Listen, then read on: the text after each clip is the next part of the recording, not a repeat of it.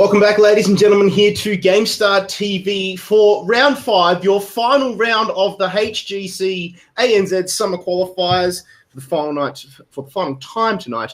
I'm your host, Kit Fox, and before I handball you over to Skimmy and Vandy, just a quick update on the rankings. We have crunched the numbers. We're going to be featuring SASSU and Onyx Esports on stream. As the results currently stand, Sweet Dreams are 1 point ahead of SASSU. So SASSU need to defeat Onyx Esports for them to actually have a sniff at qualifying. If Sweet Dreams defeat Mission Improbable off stream, they will qualify. So Sweet Dreams need to lose and SASSU need to win, and then we may be forced into a tiebreaker situation. But we'll get to that if it happens. Hold your horses, because right now it's SASSU versus Onyx Esports. So back to Skimmy and Vandy on Warhead Junction. Well, it's not the matchup exactly that we wanted, but this is the draft, or say the bracket we've been given with SASSU up against Onyx Esports. So like last game, this is a must-win for them, regardless of what happens with Sweet Dreams. They do need to win this one. So, Vandy, I suppose this is much more favourable for SASSU than last game. They should have a much easier time. Not taking anything away from Onyx. This is the first time we've seen them play in the GameStar qualifiers, but they're definitely the underdog in this one for sure. Yeah, definitely. It's going to be, I guess, the first time we'll see them play on stream, and I just want to see what they're all about. Yeah, Onyx Esports have been a team that have been around for a while. They took a bit of a hiatus. Not really showing their face in the scene for a good few months, but it looks like they've come back, and a lot of original members showing their face in the roster as well. So let's see who the ban favours. It's going to be SASSU that kick things off with the first ban, and it's everybody's favourite. It's Warhead Junction, the map that sees so much competitive action. One could almost think that you're being very sincere there, Skimmy. But just because it's not played that much doesn't mean that it's any less loved, I'll just be saying, because you never know. Perhaps this is the map that Onyx Esports just excels on. This could be the gatekeeper map. This could be what sets the good teams apart from the great teams. Why don't you qualify? Oh, we played Warhead Junction. Yeah, understandable, bro. Yeah, understandable. You don't really want to have that as your sort of yarn for the rest of the week. It'd be a bit of a sad yarn, wouldn't it? And what else happened? But in saying that, we're kicking it off. They've got that Varian ban right over there. We're seeing Varian, that taunt build, just being too strong there, Skimmy. We haven't even seen his other heroic for the night.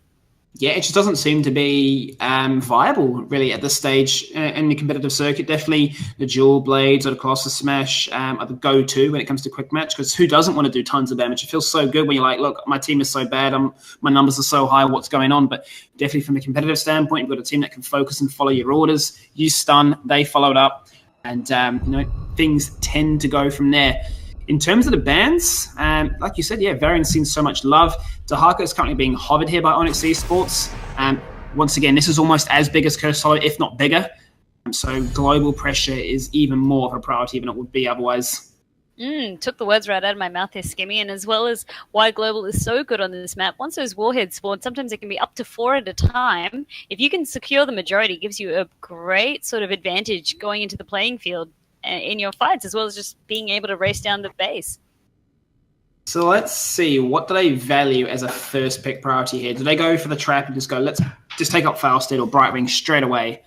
Or do they go for the more standard orientated picks? Those, Valor, Tychus, Tassadar, Zaya, even ETC, given he has the mosh pit and the stage dive available to himself. So many different ways to take this one out. They do opt for the Tassadar, a safe standard pick. And it doesn't really reveal too much about how you're trying to build that comp. No, it doesn't, but I hope that we're going to see a pairing healer for Tassadar this time, because when all of it's thrust into his plate, he just can sort of crack under the pressure there. Yeah, solo Tassadar, it's an interesting one. We actually missed it completely during the draft. I don't know how we did. So many things to try and take in at once that just slipped through our minds. But yeah, it unfortunately didn't really work out too well for them. They got out-poked, out-traded, and Medic just, she brings a lot of heals, and Tassadar brings, no heals. So it's complete parallel from one another, but ETC is going to be locked in here, guaranteeing them a solid tank option and the potential global threat too. Yeah, I mean, ETC, he's so favoured. If he's not banned, he's picked. It's just sort of the scenario, almost with the mouth, as you were sort of saying as well. And we're seeing little Brightwing come out as too, giving them almost 2 paths to get global with it on this map. What I like about the Brightwing, people might think that's a very early pick, but what I'm thinking here is because Tesla's being first pick, Tesla pairs so nicely with Tracer as well as Vala. And what is Tracer so countered by? Well, it's Brightwing. You know, she's trying to dash in, recall, be annoying. Brightwing counters all of that with a well-timed polymorph. I'm thinking Tracer might have been something that SASSU were thinking of. I know a lot of their players do like to play the Tracer. But it also is so annoying when you're trying to go for those nuke captures. You can just interrupt them and give them a pretty bad time. You really can. And I was just sort of looking at stats. I was just curious to see, I guess, globally, how much this map was played. And it only got picked twice in HGC, so even the pros shy away from it. It's why I said it's the most popular map. It's the most popular map in the HGC right now. It's so undervalued. Everyone just knows it's secret OP. I don't know why it is. I guess it's just a lot of things to take in at the moment, and it's just more, we've got Cursed Hollow, why do we want to play this? But it's good to see, I guess, the prioritization of globals right there on a map so big, when you can cap a lot of objectives at once. Really, both teams are capitalizing on that as best they can. We're seeing that Falstad pick go up there, right? It just gives them a lot of tools now, whether they want to engage or retreat. Falstad can provide that with Mighty Gust, or even the lesser picked Lightning Bolt talent, for lack of a better name. Yeah. And I was just going to say, I'm just looking at this draft. It shows here that SASSU aren't going to make the mistake of going a solo support. They are going to pair it with the Malfurion. And it means they really don't care about this tanking option. Dahaka's off the board. ETC's been taken. Varian being banned away on their side. Vala's been currently hovered here. Not the worst pick to take off. Forces them into what I was saying before, how Vala can be so strong. But, it doesn't actually choke out those tanking options. So Onyx here saying we don't really care what tank you choose. We just don't really have Vala because that can just give us a bad time with this sort of healing that we have on our side. And Vala as well, so detrimental to what they're bringing. If she's just sort of caught out, if she's got Rain of Vengeance and ETC can't catch her and wash, that's another interrupt on the table. So they just want to be wanting to minimize that, keep it to just the Malfurion, perhaps even the Falstad, that can interrupt. And really, they're just now going to want to build around just that ETC and Brightwing. They've got their front line, they've got their support. They're going to want to lock in the damage as well as just having another bruiser to sort of get in there and disrupt things. And Artanis has been taken off the board. Leeming's been picked up here. Ragnar still hasn't been chosen, Vandy. And Rag, just like on other maps, is actually a pretty solid pick here. You think Sky Temple, for example, denies a lot of those shots coming through. Rag can actually go Molten Core and deny the nuke, doing as much damage as you'd think otherwise as well. Maybe not the most effective use, but definitely if you're trying to defend a keep from having that lane pressure come through, I'd definitely say there's some value behind it. We've seen these kind of comps run before, definitely pair with the Brightwing and the ETC. Would not be surprised to see Rag being picked up here. And if it isn't, expect to see SASSU pick that one up straight away. Oh, yeah, definitely. Or perhaps even, I was thinking, we might even see some sort of crazy picks coming out. We could see Zeratul. Wow. Look at that. I said Tracer is a go-to with Tessadar. They're not even phased by the Brightwing, Vandy. I don't care. Yeah, they really picked right into that. They're feeling confident in their abilities. And Skimmy, you did call it. You know the team so well. You know SASSU do prefer the Tracer. They got good, strong Tracer players. And that Bruiser coming out on the other side of the blue team right now. So, Sonya, I'm really liking that. Especially with that Onyx skin as well. Yeah, that skin. Power Puff Ranger. It's beautiful. I love it. All that pink. Give it to me. So girly. Super adorable. And so fierce. Team Last Onyx pick. now, they've got their last pick on the board. Right now, if I'm seeing that Tracer, that Johanna, I think I'd want another sort of good form of CC to keep everyone safe. Someone that can just bring in the stuns. In saying that, though, who would I pick? Perhaps even a Muradin? But I think it then puts it down that same line again once again, right? No, like Leeming has a lot of priority on her actually getting the kills. Sonya's got to get amongst things and get aggressive. Sylvanas is going to be picked up here, which is quite interesting. Maybe a targeted pick towards that Tracer. She jumps in, she gets polymorph. There's a wailing arrow. Look, you're not going to be able to juke all of those skills at once. Also preventing perhaps what Faust is trying to achieve. You'd expect him to go Gust there. Their team is really looking to try and go all in and get kills. Sonya would have a bad day if she can't get amongst things. Yeah, that's right. Sonya's just going to have a hard cut out for her. And I guess Sylvanas does sort of bring in that CC that we were looking for. If she takes that wailing arrow, can lock down a lot of an area, silencing everyone. But I'm not sure. Like you said, it's going to be up to their frontliner to really push through and get those picks for them. Yeah, I'm not too sure how I feel about the Sylvanas, but we'll have to wait and find out. Obviously, this map is finally loading up now for the final week of the Games to Summer qualifiers. You've been here for 4 weeks in a row, and this really is crunch time. This is SASSU needing a must-win, regardless of what happens with Sweet Dreams, who are in a situation where they have to go up against and win their own game. So when it comes towards it, SASSU are really hoping that the tides are in their favour and hoping that they can keep this one into a tiebreaker situation. It's time to bring out the big guns for SASSU there. It's a make or break for them, really. They want the win. Otherwise, they sort of, all of their dreams of reaching the finals will be over here, Skimmy. All their dreams will be rested to bed. But let's kick it off here. It is SASSU. It's the squad we've spent so much time talking about, put so much attention towards, and it is Sashin, the man himself. He's going to be the one being the annoyance, playing Tracer. MIA is on Johanna. AU turn on X is on Falstead. The Shadow is coming from the shadows as Tassadar, and Ultivian on the Mouth. And Team Onyx, we've got Grumshot on Brightwing, AC the Man on ETC, Markio on Sylvanas, Jay on Sonya, and Burnsy on Li Ming.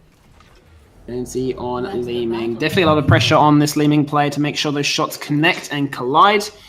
Expect to see Tracer spend a lot of attention trying to take that hero out of the fight so early on.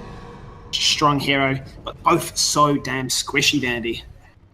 Yeah, they need to be careful when they sort of face check here. They're really looking for a brawl, but immediately we can see all team members of Onyx are already in lane, making sure that they don't miss out on just a single drop of experience. AU turn on X has gone for wingman at level 1. I don't think I've ever seen that ever in the history of competitive being picked up. No, I don't think I have either. Perhaps just starting new trends. Is he memeing us? Has he got a secret cheesy OP strategy? Is this what you have to do to tolerate this map? Maybe, but I guess if we delved a little bit deeper into why he's chosen it, he's not favouring either going the mage build or wanting the auto attack build. In fact, Merc camps on this map can be quite brutal, so to get them quite easily and put that pressure on, it could almost negate the Sylvanas, one could argue. From the standpoint as to what it actually does, obviously you can bribe a camp, we all know that, but in terms of any other benefit, it increases lightning rod's damage by 5%. If I'm trying to find some value out of that, it really does disrupt the front liners of Sonya's beating away on you, and you'll do more damage each time she stays by. But I'd like to see how that one pans out as this game does progress. Meanwhile, it is MIA who is doing a commendable job, really. He's holding back 3 members. It is a Sylvanas. You're not going to be able to hold that for so long, but distracting them for as long as he can whilst the rest of the team find advantages in top and bottom. Yeah, it's almost just like a distraction technique going on there, but Grumshot just really feeling the pressure on top lane with 3 members there. We've sort of seen that when Brightwings just come up against with a lot of lane pressure, just need someone to help him alleviate it, but then it sort of takes away from that global that he brings. Yeah, it's almost like top laners are overrated. How about we just put 2 supports in that lane because nobody wants heals, nobody cares about supports. Let's just put them there as a lane soaker. Oh, they feel so undervalued. Well, Grumshot, on a serious note, will actually have the advantage in this. He will have the global pressure, so even if he does not get the sneak, he can jump to the bot lane where Skirmish is breaking out. And let's look at that attention right now. It's Jay up against Johanna. Jay's so damn low, up to 400. He has no support at this time, so he can't stick around for much longer. Silent Storm does interrupt him, dropping him a further 50 health. But 3 members are so close together on that point. They need to sort of spread out a little bit. They're too clumped up. They're allowing SASSU to come in and put these pot shots onto them. But you can see SASSU forced to back away finally. This is the only nuke left, but they're doing a great job at distracting. Yeah, look at SASSU right there. They're just being disruptive up until Sashin could come join the fight, and here's where Sashin's going to want to come pick up some kills. He's angry. He said, "You've killed my Johanna. How about I kill 2 of you? And I'll show you what Tracer can do." And he's going to have an absolute field day, especially when Brightwing's not there. If that was a polymorph, that would have been a completely different story, Vandy. It could have been, but just the stalling that SASSU was able to provide, it was just enough time to then get them back into it to secure both opening nukes for the game. And you can see the support wars continue in the top lane. Boomkin beats Fairy Dragon because, well, that's Ultivian that has got himself a nuke in his hand, and this is the biggest fight you've ever seen. Look at that, pixie dust popped. There is an entangling roots, huge damage coming out. 10 health has been dropped, and I'm trying to really hype up a support battle here, but it's kind of hard. They both use heal. It's super effective. It's kind of cute. But in all seriousness, Skimmy, we're seeing Team SASSU. They're holding on to their other nuke. No, they want to drop it now amid. Get those turrets down. Get that experience happening. And the experience is Yeah, we can see how effective the nukes are. I guess that's also why there's such priority put on them, because look, they're almost destroyed. There's a husk of a base standing there in mid now. Yeah, it's the remnants of what is remaining. Almost looks a bit like Fallout 4. That's not a plug, that's not a sponsorship, it's just an observation, so don't get your knickers in a twist over that one. But let's look in the bot lane right now. Faster completely committing to this Lightning Rod build, picked it up at level 4, level 7. He is all things Lightning Shield right now, and I'm really curious to see how this one pans out. It looks like a direct counter towards that sort of melee focus, so expect to see him put a lot of attention on both the ETC as well as the Sonya. Yeah, I mean, okay, if you were SASSU now, and look at that bribe right there, that's exactly, I guess, what he was planning to do. They just flew up, took the camp, and there you go. They're not just missing any experience in lane. And he's thinking, that is called value in a nutshell. It's almost like your $5 sort of discounts you can get at the supermarket right there. But there goes another fight. This is Lightning Rod doing so much work, and like I said, look at that shield. He can just afford to go under the tower, take shots, and not be affected whatsoever, regardless of the support there or not. And he just completely shredded through Sonya's health pool. He's also just going full sort of empowering Lightning Rod build, so really you don't want to be caught in Onyx's Lightning Rod, because it's going to be doing lots of damage. Yeah, looking for more though, Vandy. Session is getting tricky right now. He's jumping into the backline 1v2ing. He's got a shield on his head. He's thinking, Tassadar, you got my back, bro. He's going for the kill. He gets finally interrupted. Me. He doesn't get Burnsy at 50, but he does pick up a consolation kill. But he was definitely looking for the double kill. He is looking for the stylish finesse there, Vandy. But he has to settle for one. Wanted the star points, a little bit denied, but still picked up a kill, so feeling good. That's Session right there, and just showing us, I guess, why he loves that Tracer. She's just so nippy, and just sticking onto that Li Ming, even just Burnsy, just trying to get away, using the turbo, using everything, just saying, get off, Tracer. Really, when you're Li Ming and you're seeing a Tracer, you just know you're going to have a bit of a rough game. And I'll tell you who is having a rough game right now. It's Altivian in the top lane. Oh, he might actually get away somehow. Entangling Roots comes across. Same with the Gust. The support is there from the team. And he is a happy support. He has support from his team. And that is the whole squad coming together under one banner. SASSU so desperately needing this one. There's a force with trying to set things up here. AC the man. He's not going to be the man right now because he's going to be a dead man. He's getting dropped. And that is going to be a secured nuke in the top lane. The only one left. And that allowed him to push on through and try and deny what Sylvanas is trying to achieve here. So they're really packing some serious firepower now, SASSU. They're going to want to be just hammering every lane with those nukes, every opportunity they get. And if you were Onyx now, you're just trying to struggle to get that level 10 so that you've got even fighting ground. Yeah, every time you're not level 10, you get punished so heavily if you do go in for that skirmish or a trade or even a fight as a result of it breaking out with the other team having that advantage over you. So with this in hand, they've got... Well, I'm looking at 4 nukes in their possession, Vandy. This is so ridiculously strong right now. If they get the boss and escort it in, that is a guaranteed keep. Maybe even 2 if they get cheeky with it. They want that early boss right there. But also, we're seeing another counter boss just happening up here in the top lane. But it could, like you said, go horribly wrong if SASSU just manage to see what's going on and interrupt him. But it doesn't look like they've caught on right here. I actually lost a player. Yeah, I was actually going to say, I don't think SASSU even care that the boss is being taken in the top lane, because I say, look, this is going to go on through. We've got 2 nukes that can secure this keep on its own. Let's go through to the mid lane. That is lane pressure that you're going to have to constantly keep up with. Keep your ATC there with the stage dive. Keep your Brightwing there as well. Hey, look at that, something we've won a 3v5 skirmish. So SASSU in a really good spot right now if you're looking at how they're playing this game out. Yeah, so we've got the Shadow. He's back in the game now. It's just a minor DC right there. And they've got so much firepower, like you said, Skibby. They're going to be wanting to bust a hole right now, using the boss, just pushing with everything that they got now.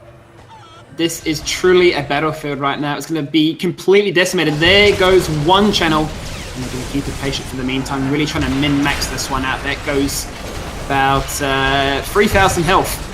There goes the second one coming on through. They want to try and make sure this gets as much value as possible. With the level 12 in hand, they will soon have level 13 and have another talent advantage. They're looking for AC. The man, that is no mosh pit, so Session can afford to play so aggressively right now. There goes the Forceful, locking in 2 members. Emerald Wind used very early, but the Entangling Roots are so damn good there from Altivian. That is going to set things up. They're looking for a kill. They're going to find it. Brightwing goes. There goes the nuke. They're onto the core, Vandy. They don't even care about a second keep. This is all or nothing. Do they have any more nukes left? No, they don't. They've all been used, and that is enough to get more kills on the max. There goes stage dive. This is SASSU taking the game, getting the win. There might be a turnaround. The core is down to 10%. No, they're just kidding. Gonna win it. and quickly too. That is a convincing 8-minute GG. Very convincing right there. Just that boss and 4 nukes. It was just so much thrown at them. And even though that was a perfect Emerald win there to try and peel, the Entangling Roots just snared everyone at the end. They all sort of pounced on them, and that was GG right there. Well, Vandy, I hate to say it, but I actually have to give it to Session. I love the Tracer play. I called the pick. I called the ballsiness of actually choosing it against the draft they're against. That's a bit of a tongue twister. But what about your own thoughts? No, I was also thinking of Session's Tracer, just so on point, just really sticking to Li Ming as well throughout that, focusing all the priority targets and just doing naughty Tracer things. So, well done, Session. I hope I'm not going to be ganged up upon by the whole of SASSU thinking we have some favoritism or some sort of like illegal contract with Session here. But for me, that play was just, that was really what set that comp apart. So for me, Session, you get yourself a second nomination, the final one from the Games to Summer qualifiers, because that's us. We are done. We will get an update on those scores very shortly. But for the meantime, Session, you pick yourself another nomination for the MVP program, winning yourself a chance at picking up that Plantronics headset. But that does it for us, guys. We're going to pass you back to Kit Fox, who will give us an update, and we'll find out where we're at. Thank you very much, Skinny and Vandy, for an amazing round 5 and an amazing HGC qualifiers here. Well done to SASSU for picking up the win against Onyx Esports. Now it all hinges on the result of Sweet Dreams and Mission Improbable. Mission Improbable actually defeated Onyx Esports back in round 3. So we know that they can win games. If they can defeat Sweet Dreams and SASSU will be tied and will be forced into a tiebreaker scenario. But while we wait for the results, we're going to draw the Valera bundle. Thanks to Blizzard ANZ, our producer Crisis is going to close off the raffle. So it was !Val into the Twitch chat if you haven't already done so. And we've given away a fair bit of swag tonight. We've given away a Zul'jin bundle, a little Ragnaros bundle, and now the coveted Valera bundle. So the producer is going to draw the Valera bundle final time tonight, very, very shortly. And here we go. It's coming through. No, it's me. Catch you later, suckers. That's the stream. Nah, kidding. It's Rookie Bush. Well done, Rookie Bush, winning the Valera bundle there, following the stream since the 8th of Feb. So from the future. How about that? It's only the 7th.